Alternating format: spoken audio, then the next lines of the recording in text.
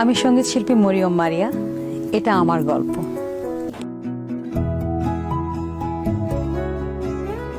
Turning talks Bangladesh, অনুপ্রেরণার গল্প। ছোটবেলায় আসলে আমাদের পরিবার ছিল ভীষণ সাংস্কৃতিক মনা। আমার মা গান করতেন, আমার কাজিনরা গান করতেন। তো ছোটবেলায় যেহেতু আমার জন্ম যশোরে, যশোর একটা খুবই গানের একটা আলাদা সাংস্কৃতিক একটা বিশাল একটা পরিবার। অনেক চর্চা হয় সেখানে এবং অনেক একাডেমি, আমাদের গানের ভীষণ একটা প্রচলন সেখানে আছে।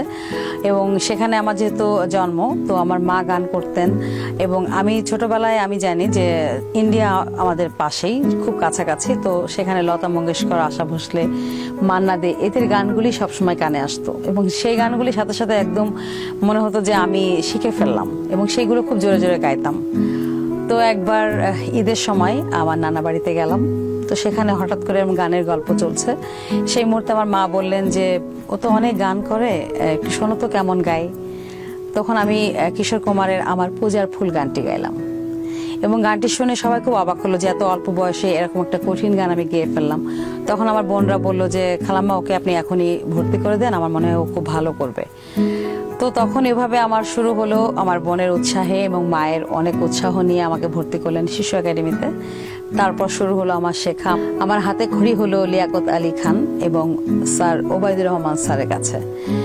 এবং ছোটবেলা থেকে আমার মনে আছে যে আমি সবাইকে লিড করতাম, আমি হারমোনিয়াম বাজাতাম, সবাই আমার পেছনে গান করতো। ছোটবেলা থেকে আমার একটা গানের প্রতি আলাদাটা ভালোবাসা ছিল এবং আমি যে কোনো গান খুব সহজে তুলে ফেলতাম।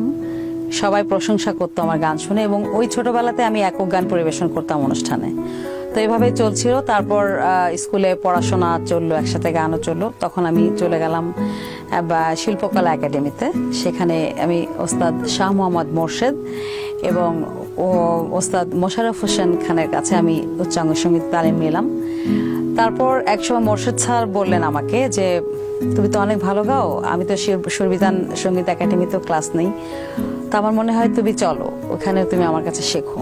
পরে আমি স্যারের সাথে আমি সুরবিতানে চলে গেলাম। সেখানে নজরুল সঙ্গীত চর্চা করলাম, উচ্চাঙ্গ সঙ্গীতও শিখলাম। তো এভাবে আমাদের প্রতি বছর প্রতিষ্ঠা বার্ষিকীতে অনেক বড় বড় প্রোগ্রাম হতো এবং ঢাকা থেকে অনেক বড় বড় মিউজিক ডিরেক্টর, সঙ্গীত শিল্পীরা সবাই আসতেন, গান করতেন। তো আমার মনে আছে যে সেবার প্রণব ঘোষ, বাংলাদেশের জনপ্রিয় সঙ্গীত পরিচালক প্রয়াত দাদা, আসলেন, আমাদের প্রোগ্রাম দেখলেন এবং আমার গান শুনে উনি আমাকে বললেন তুমি ঢাকায় আসো, আমি তোমার অ্যালবাম করব। এই একটি কথাই আমার মনে ছিল। আমার তখন একটাই ইচ্ছা ছিল, আমি যেভাবে হোক ঢাকায় যাব, আমার অ্যালবাম হবে, আমি গান করব।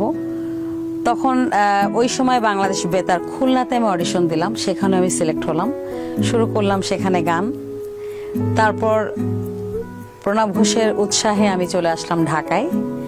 এর মধ্যে আমি একটি জাতীয় পুরস্কার পাই নজরুল সঙ্গীতে, সারা বাংলাদেশের মধ্যে আমি 3rd হই।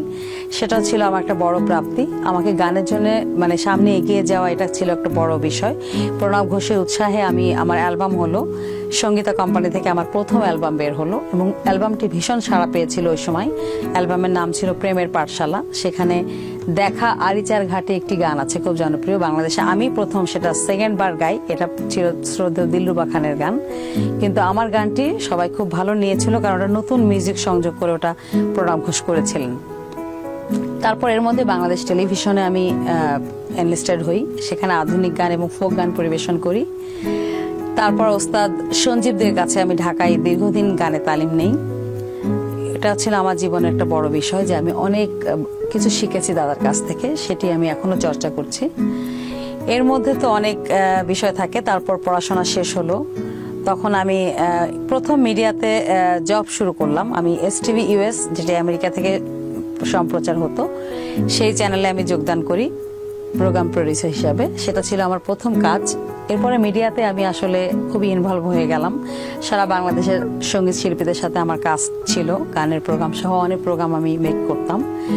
সেখান থেকে আমি চলে আসি 21 টেলিভিশনে। সেখানেও আমি দীর্ঘদিন আমি কাজ করেছি।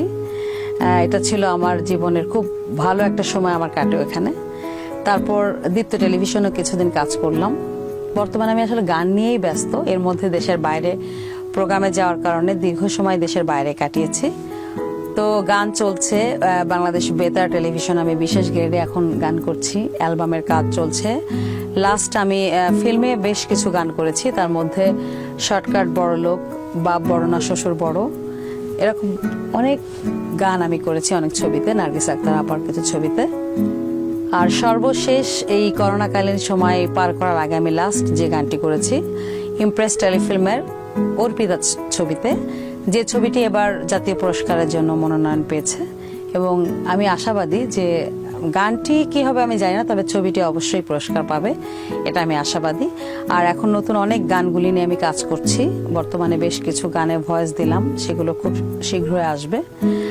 আর ফিল্মেও গান করছি, দেশের বাইরে হয়তো করোনা শেষ হলে যদি আমরা নতুন পৃথিবীতে আবার ফিরে আসি সবাই সুন্দরভাবে, আবার হয়তো অনেক ভালো ভালো প্রোগ্রামে আমরা যাব।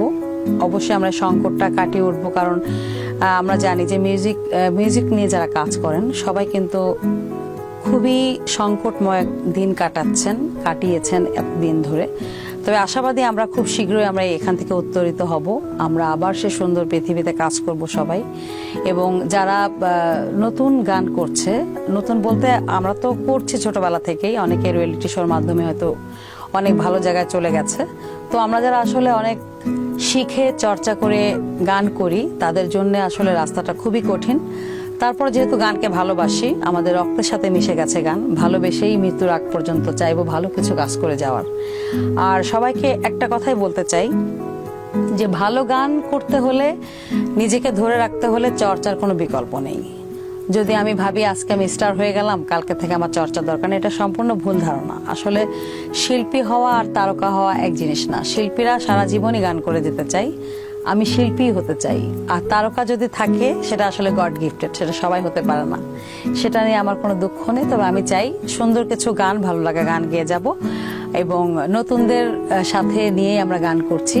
আরো অনেক ভালো বাংলা গান আমাদের দেশের পৃথিবীর সর্বত্র ছড়িয়ে যাবে।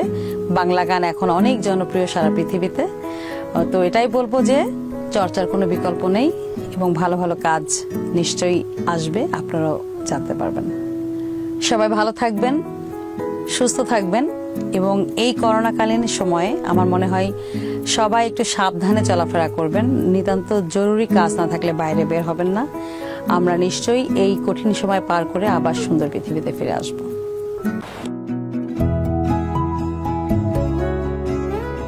টার্নিং টকস বাংলাদেশ, অনুপ্রেরণার গল্প।